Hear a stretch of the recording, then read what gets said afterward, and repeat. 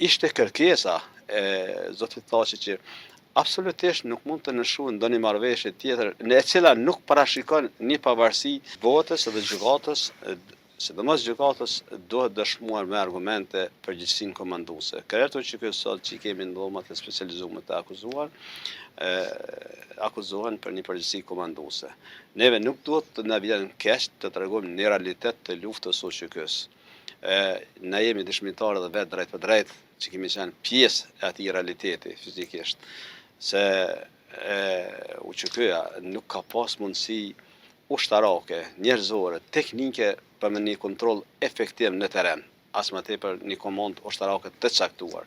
Kanë qenë komandantë e zonave të cilat janë organizuar në mënyrë më të mirë të mundshme në mbrojtjen e popullsisë civile dhe për aq sa kanë mund të mbrohen nga sulmet ushtarake çetnike serbe. Zoti Clark e përshkryti zotin Thaçi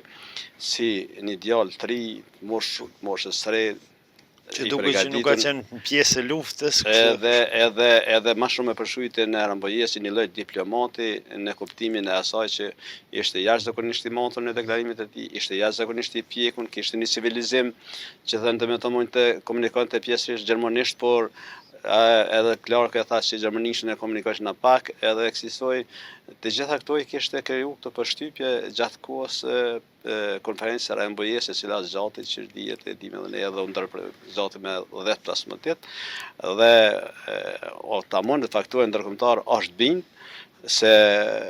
zoti Thaçi nuk është ndonjë ushtarak komandant i cili ka prirë një luftë të caktuar, ka qenë drejtor i drejtorisë politike të OQK-s, që ka komunikuar në raportin politik Bashkinë Ndërkombëtare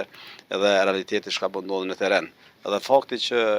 u ndërprej përkohësisht në konferencën e Rambojës për të ardhur edhe për të marrë një pëlqim të asaj marrëveshje që pretendoi të lidhen në Rambojë,